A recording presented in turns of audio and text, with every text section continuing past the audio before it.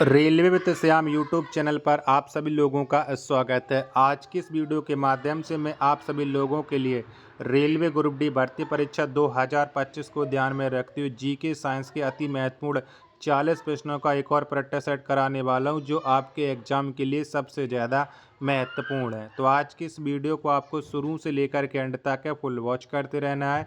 आज की वीडियो और आज का ये कंटेंट पसंद आए तो प्लीज़ वीडियो को लाइक है और चैनल को आप लोग सब्सक्राइब करना बिल्कुल ना भूलें। पूरा सेट कंप्लीट करने के बाद इसको ज़रूर बताना है कि आपने कितने प्रश्न हैं वो सही किए हैं। तो चलिएगा फिर शुरू करते हैं बिना कोई टाइम वेस्ट करे। तो पहला प्रश्न कि विश्व स्तर पर किस देश में पहली बार संविधान की धारणा की उत्पत्ति हुई? तो बताओ कौन से देश में हुई थी पहली बार संविधान की धारणा की उत्पत्ति? पहले का राइट आंसर क्या हो जाएगा? तो ये हुई थी अमेरिका में। एक का सी ऑप्शन देने वालों का राइट आंसर हो जाएगा। प्रश्न संख्या 2 है आपके सामने कि मदर टेरेसा का जन्म किस देश में हुआ था? तो बताओ कहाँ पर हुआ था मदर टेरेसा का जन्म? 2 का आंसर आपको देना है। तो ये अल्बानिया में हुआ था। 2 का ए ऑप्शन देने वालों का राइट आंसर हो जाएगा।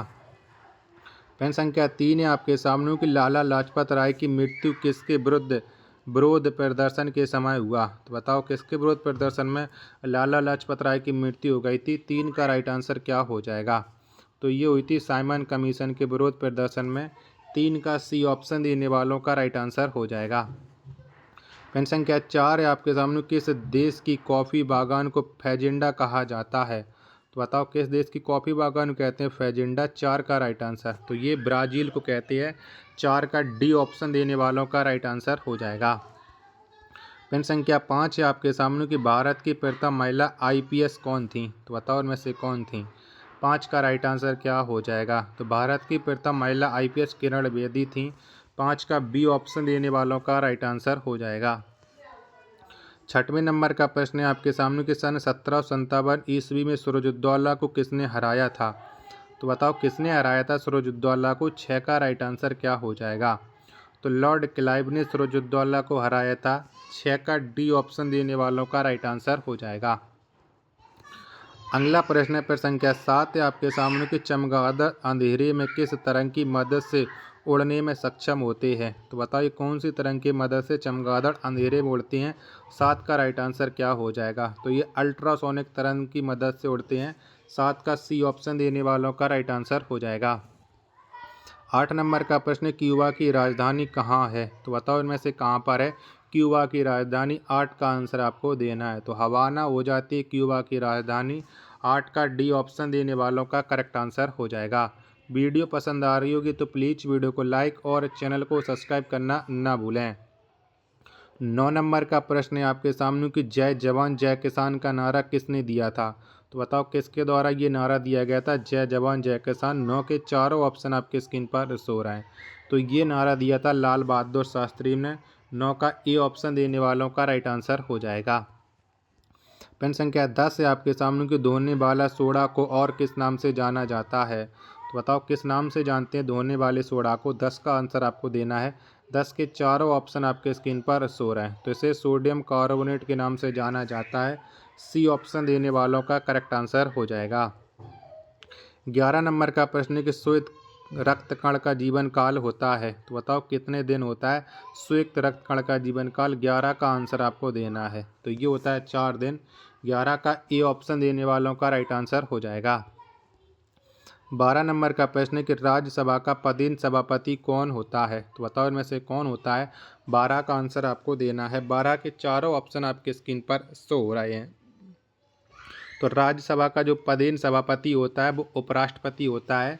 12 का बी ऑप्शन देने वालों का राइट आंसर हो जाएगा।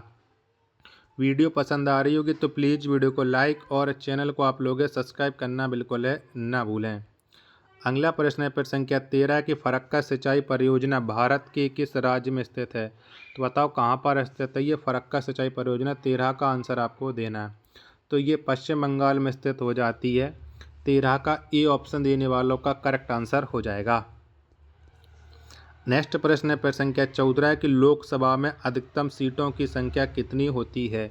तो बताओ कितनी होती हैं? तो लोकसभा में अधिकतम सीटों की जो संख्या है वो 552 होती है। 14 का बी ऑप्शन देने वालों का करेक्ट आंसर हो जाएगा। 15 नंबर का प्रश्न है आपके सामने कि हाइड्रोक्लोरिक अम्ल का रासायनिक सूत्र क्या होता है। तो बताओ कौन सा होता है। 15 का आंसर आपको देना है। तो हाइड्रोक्लोरिक अम्ल का जो रासायनिक सूत्र होता है ये होता है HCl। 15 का सी ऑप्शन देने वालों का राइट आंसर हो जाएगा।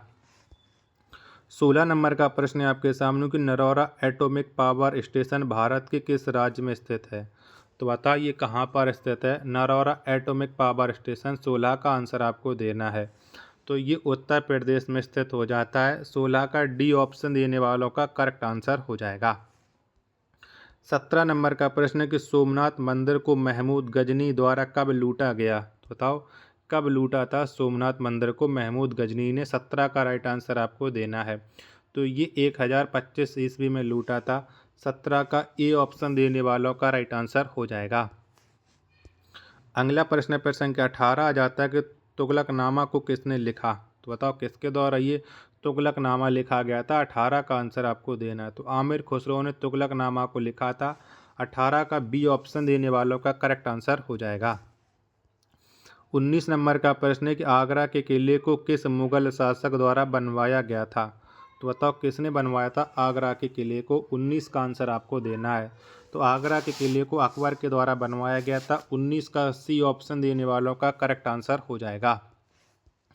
वीडियो पसंद आ रही होगी तो वीडियो को लाइक और चैनल को आप लोग सब्सक्राइब करना ना भूलें। 20 नंबर का प्रश्न है कि महाभारत के रचयिता कौन है। तो बताओ इनमें से किसके द्वारा महाभारत लिखी गई है। तो महाभारत के रचयिता वेद व्यास हो जाते हैं। 20 का डी ऑप्शन देने वालों का करेक्ट आंसर हो जाएगा। 21 नंबर का प्रश्न है कि विश्व का सबसे बड़ा डेल्टाई मैदान कौन सा है। तो बताओ कौन सा है। तो विश्व का सबसे बड़ा डेल्टाई मैदान हो जाता है गंगा ब्रह्मपुत्र का मैदान। 21 का ए ऑप्शन देने वालों का राइट आंसर हो जाएगा। 22 नंबर का प्रश्न है कि पौधे में जीवन होने की खोज किनके द्वारा की गई थी। तो बताओ किसके द्वारा की गई थी पौधे में जीवन होने की खोज। 22 का राइट आंसर क्या हो जाएगा। तो ये खोज की थी जेसी बोस ने। 22 का ए ऑप्शन देने वालों का राइट आंसर हो जाएगा। 23 नंबर का प्रश्न गुप्त साम्राज्य की स्थापना किनके द्वारा की गई। तो बताओ किसने की थी गुप्त साम्राज्य की स्थापना। 23 का राइट आंसर क्या हो जाएगा। तो ये की थी श्री गुप्त ने।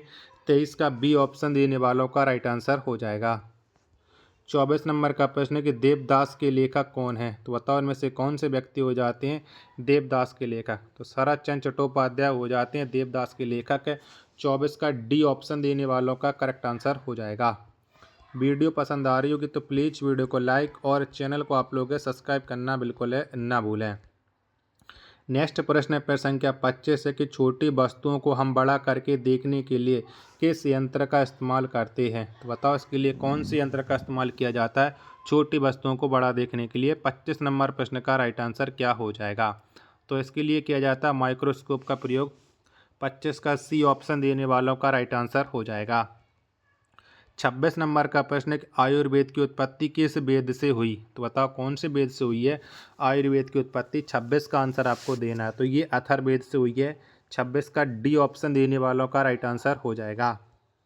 27 नंबर का प्रश्न है कि रविंद्रनाथ टैगोर को नोबेल पुरस्कार से कब नवाजा गया था। तो बताओ कब मिला था रविंद्रनाथ टैगोर को नोबेल पुरस्कार। 27 का आंसर आपको बताना है।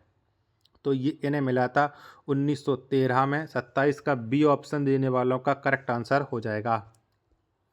28 नंबर का प्रश्न है अजंता की गुफा का निर्माण किस राजवंश के शासनकाल में हुआ। तो बताओ कौन से राजवंश के शासनकाल में अजंता की गुफाओं का निर्माण हुआ था। 28 का राइट आंसर तो ये हुआ था गुप्त वंश में।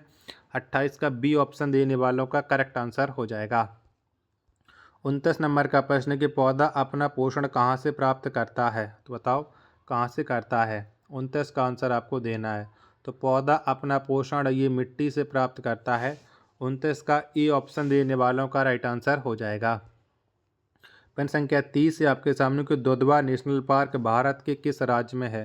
तो बताओ कौन से राज्य में दुधवा नेशनल पार्क। तो ये भारत के उत्तर प्रदेश में है। 30 का डी ऑप्शन देने वालों का राइट आंसर हो जाएगा। 31 नंबर का प्रश्न है कि भारत आने वाला प्रथम यूरोपीय कौन था। तो बताओ कौन था। 31 का आंसर आपको देना है। तो भारत आने वाला जो प्रथम यूरोपीय था वो पुर्तगाली थे। 31 का ए ऑप्शन देने वालों का राइट आंसर हो जाएगा। 32 नंबर का प्रश्न है कि अरुणाचल प्रदेश की राजधानी कहाँ है? तो बताओ इनमें से कहाँ पर है अरुणाचल प्रदेश की राजधानी? तो अरुणाचल प्रदेश की राजधानी हो जाती है ईटानगर।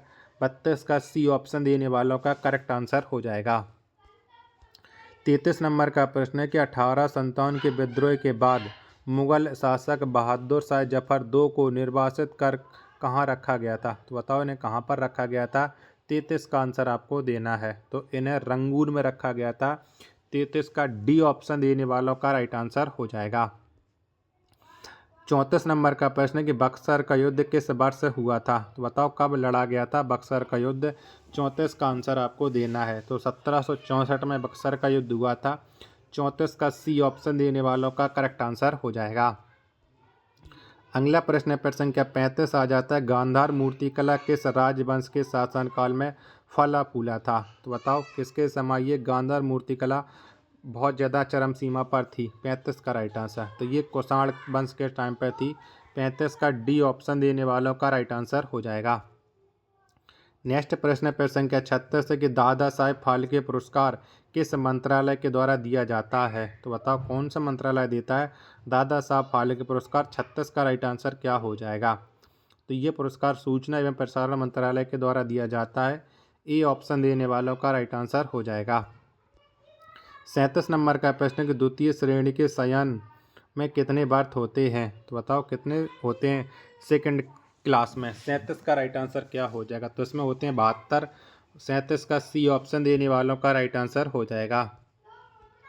38 नंबर का प्रश्न है आपके सामने कि प्रथम एशियन गेम्स कहाँ आयोजित की गई? तो बताओ कहाँ पर आयोजन हुआ था प्रथम एशियाई गेम्स का? 38 का आंसर आपको देना है। तो इनका हुआ था भारत में। 38 नंबर प्रश्न का डी ऑप्शन देने वालों का करेक्ट आंसर हो जाएगा। वीडियो पसंद आई होगी तो प्लीज़ वीडियो को लाइक और चैनल को आप लोगों सब्सक्राइब करना बिल्कुल ना भूलें। मिलते हैं और नेक्स्ट वीडियो के साथ, तब तक के लिए धन्यवाद। जय हिंद।